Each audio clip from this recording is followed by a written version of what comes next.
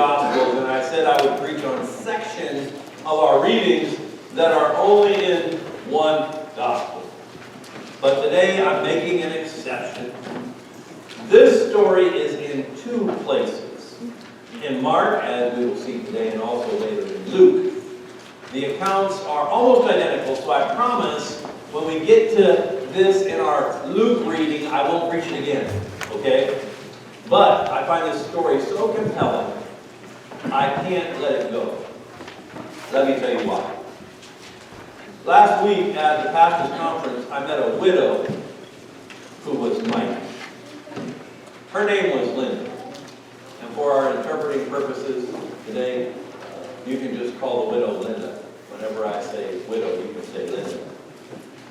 Because the sign for widow is kind of confusing. But anyway, Linda Miller is who I met. She's a visitation pastor at Clinton Frame Church in Goshen.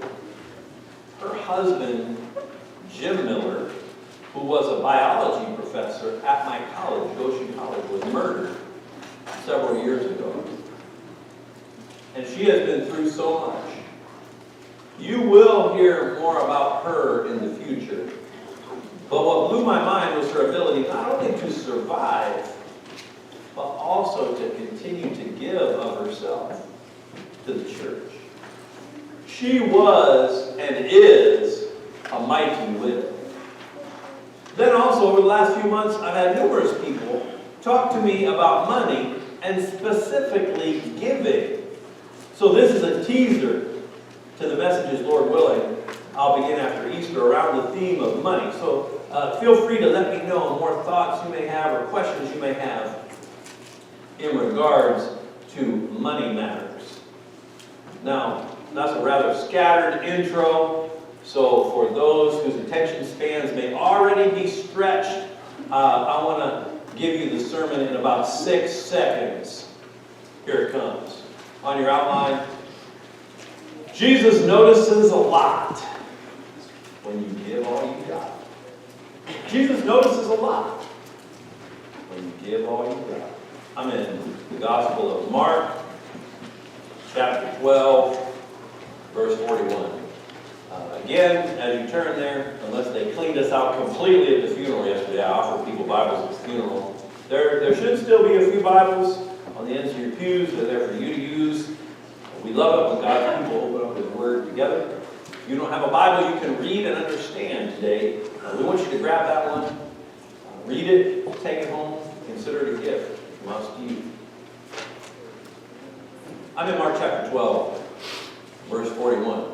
We're only going to do 4 verses today, but these verses are so rich, they are so potent. Let's move through them together. Mark chapter 12, verse 41. Jesus sat down opposite the place where the offerings were put and watched the crowd putting in their money into the temple treasury. Many rich people threw in large amounts. Verse 41, may I suggest, Jesus still watches what we give. Jesus still watches what we give. I'm going to make no assumptions with my application questions. Or questions, I should say. Does He see you giving? Does He see you giving? I'm not going to make an assumption that you do give. I'm just going to ask, does He see you give? And then, what does He see you give? Or what does He see you give? Money matters. Giving is good. It always has been. As in Jesus' time, and always will be, even in our time. Money matters. Giving is good. Let's consider the scene before us. The offerings were being made in the temple, what we would call the church building. And Jesus, who is often in the temple, sat down to watch the offerings being given. I find this whole scene fascinating. The offerings were put in as people came in to worship. This was traditionally how it was done. But this is also one of the few times in the Bible where we see Jesus specifically is watching people and what they are doing. I find that so interesting. William Barclay, in his detailed commentary, that is in our library, and also at studylight.org, tells us there were 13 different offering boxes in the temple. They were used to collect money for covering temple expenses, sacrifices, oil, and bread, and maybe even the priestly garments. We don't know.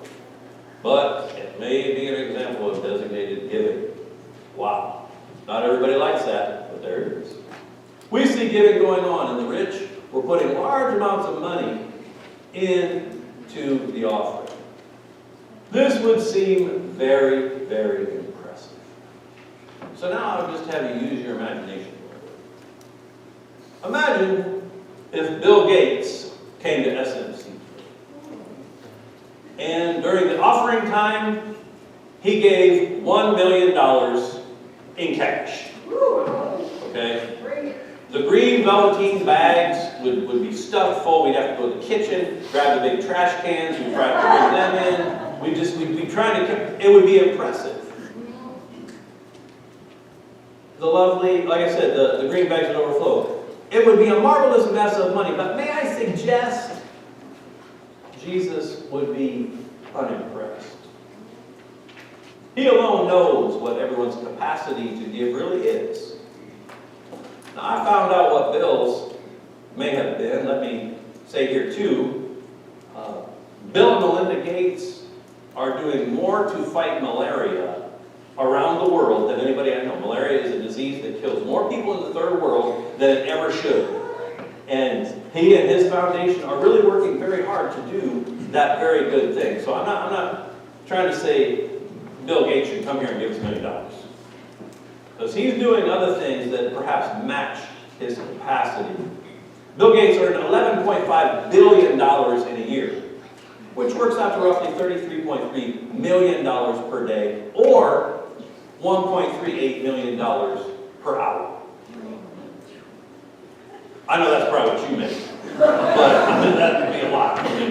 That was in 2013. And way back in 2013, when he was only worth $72 billion. Today, he's worth $110 billion. Now, if Bill would come in here and give $1 million, it would be nice. But he can afford it. Perhaps it really wouldn't have been of notice. He earns $1 million in less than an hour. He has a much greater capacity, and both he and Jesus know it. It's just like Jesus knows the true capacity of each of us as well. So now let's see who Jesus is impressed with their giving. Verse 42. But a poor widow came and put in 2 very small copper coins worth only a fraction of a penny. Verse 42. I just want you to see that the difference is clear. The difference is clear. Now, even though I had to run home and get them because I forgot them, because they're just so small, I did bring my 2 widow's mites that I got in Israel. These are little replicas of the widow's mites that she would have put in. So I'm just going to pass these around to people who are not signing at the moment. And you can take a look at them now. I have them in a little box, so they aren't lost. But if you really feel you need to open the box and actually touch them and stuff, all I would ask is that you just put them back in the box when you pass them on. Okay? Because they're little tiny coins.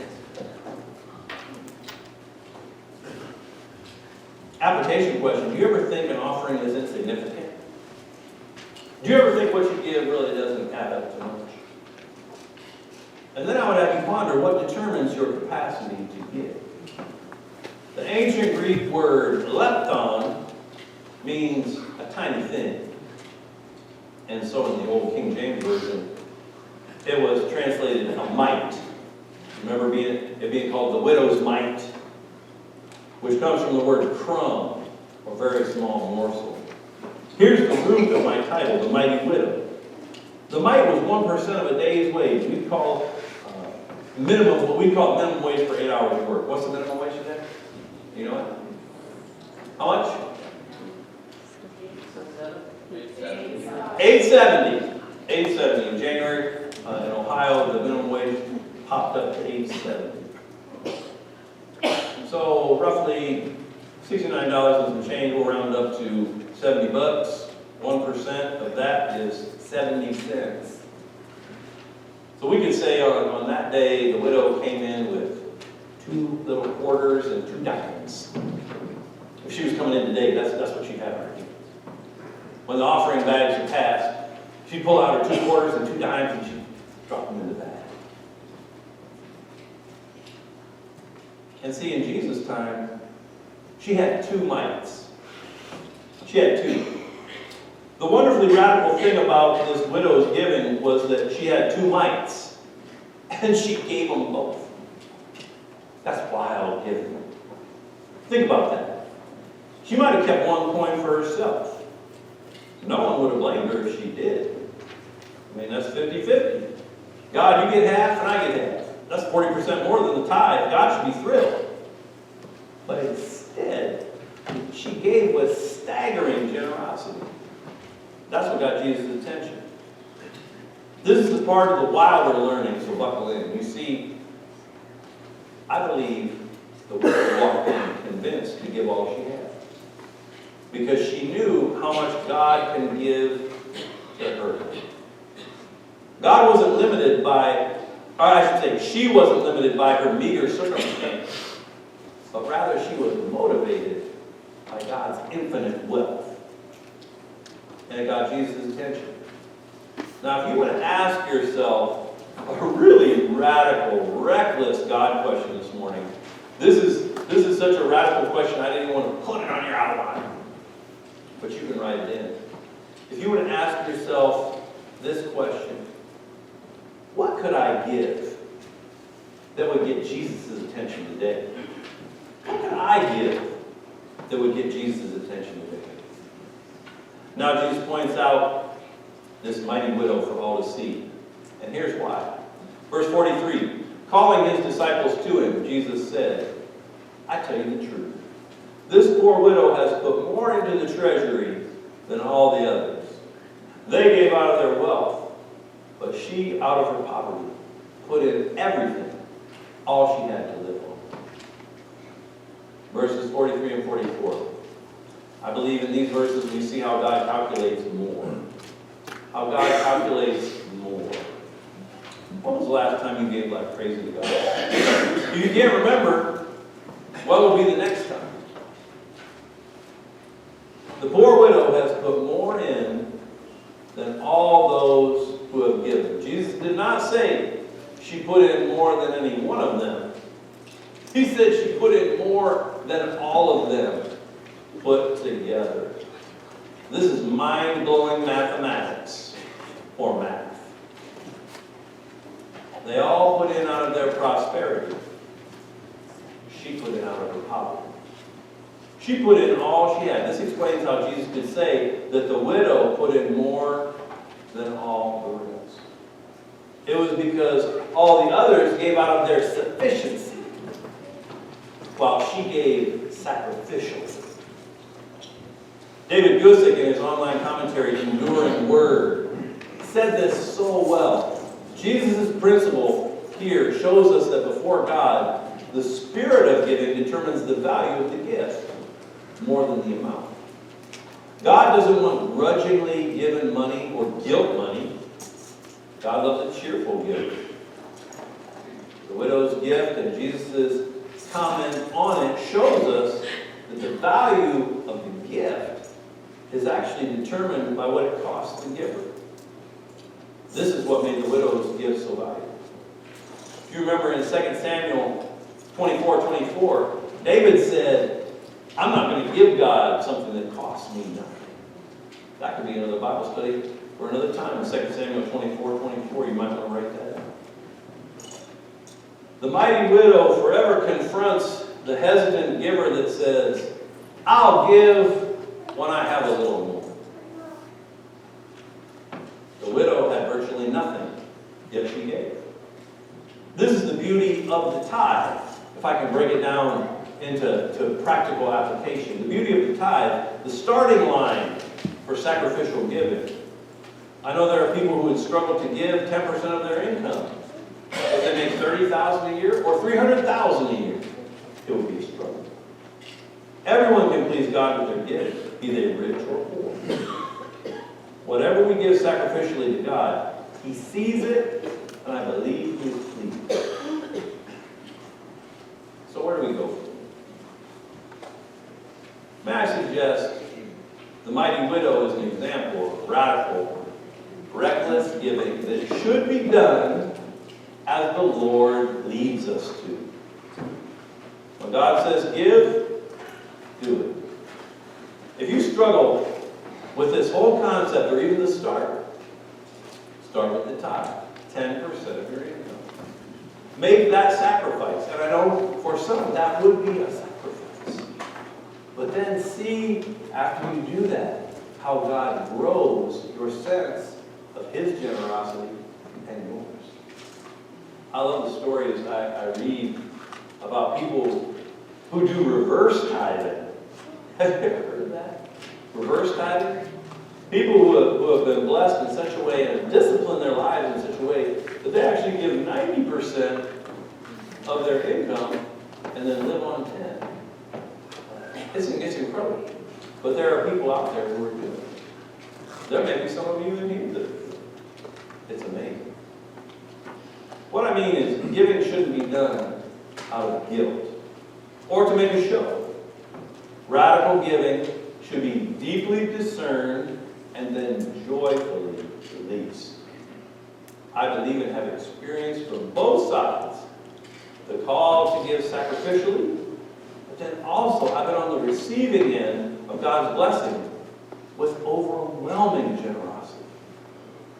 Start with the tithe and let it grow into radical sacrificial giving that Jesus will notice. And friends, I know I'm talking to a group of people that give. So many of you give so much. And this should be an encouragement. This should be an affirmation. Because I believe Jesus is noticing and He's pleased with you. In the end, my dream for you as a follower of Jesus is to be able to receive when God gives to you. And then have the faith to give when God says to give. I believe the mighty widow received from God all she needed regularly. You see, that mighty widow had no earthly husband to rely on, but rather a heavenly husband who cared for her, and was then able to joyfully give back to him all she had, continuing that beautiful circle of radical, faith-filled giving and receiving. May we experience this even today as we pray together. Would you pray with me? Lord, I thank you for the way you give to us. Thank you for the great gifts that you bestow on us, financial and otherwise.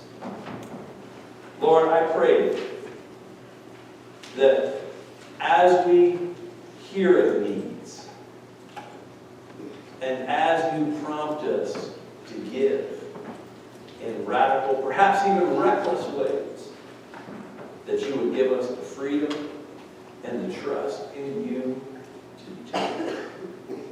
Lord, I thank you for the way people have already done it, and the way that circle of giving and receiving happens so often here among your people. Lord, I pray that others would catch that vision. And Lord, that we would be faithful in all we do. In Jesus' name, amen.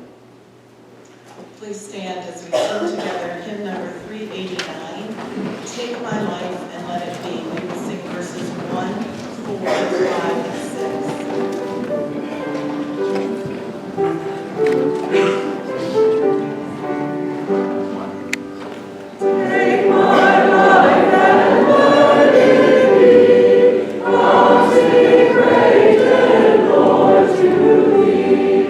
Take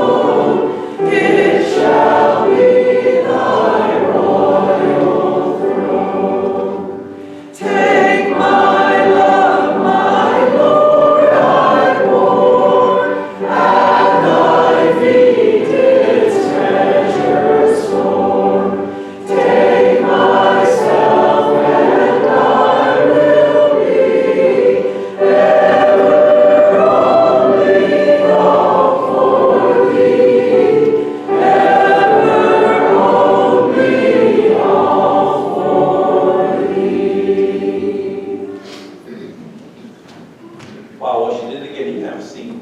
This morning, we want to hear from someone who's going to be giving as he goes to Africa. And so John Weiner is going to be leaving on the 29th, and I thought we would take just a little time to hear from him, what he's doing, and then we'll lay hands on him as he goes. That's what my prediction. All right, good morning. So the 29th, I'll be leaving to go to the Central African Republic to do some basic equipment training and operation for Water for Good. It's a Grace Brethren outreach, and this is part of the farming arm of it. And so I will be doing that along with sharing God's love as we work on equipment, do some training and basic farming techniques and some things like that. So, How long are you going to be there? week, 2.5 weeks. 2.5 weeks. All right. So, this is a missionary farmer. How cool is that? All right, so I'm going to invite John, if you would just want to step kind of back in the middle here, if you want to stand again, and then come out. As you feel led, lay hands on him. We ought to get you right in there. Rita, his wife.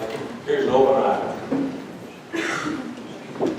I'm going to invite you to pray out as you feel led. Of course, traveling mercies as you go to Africa, health and strength as he is there. There's any number of things that we can pray about. So I'm going to invite you to pray out as you feel led, and then I will close our time.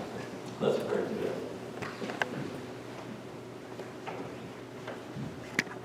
Dear Lord, I just want to lift up John Weiner to you this morning and ask for your traveling for him. That this will be a great time of building faith among the people and that and just give him the courage to be the witness you want.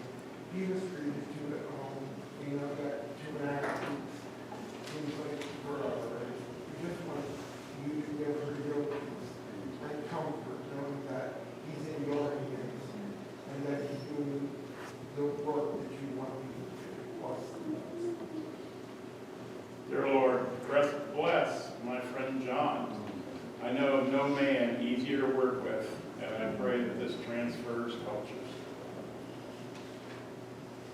Bless him, bless him, bless him. Dear Lord, we pray that you would bless John as he goes on this mission trip, and we pray for good health, and we can help the farmers there in that area that they can sustain themselves, their crops, and that he will use his talents to minister to their spiritual needs as well as working with them. Thank you, God, that you have placed a call over his life, and you have been obedient to that call. I ask that you would guide him, you would strengthen him, you would fill him with the strength and power, everything he needs, God, to do the job, do the work, do the ministry that you called him to. I pray for safety, I pray for health, I pray for Rita, I pray for the family, you keep them strong, and their faith be in you. Dear Lord, we thank you for calling this man who knows how to work and get things done with a few others. Lord, we just pray that you would multiply that effort 1,000 times over. Sharing that knowledge.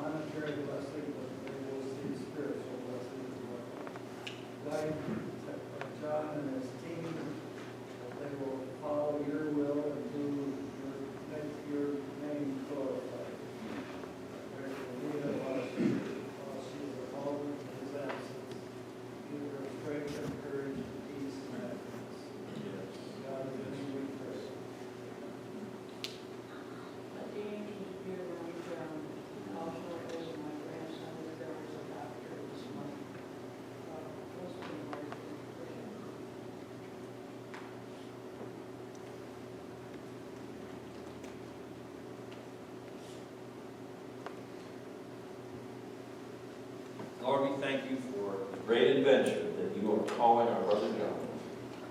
We thank you that he is volunteering and giving of himself.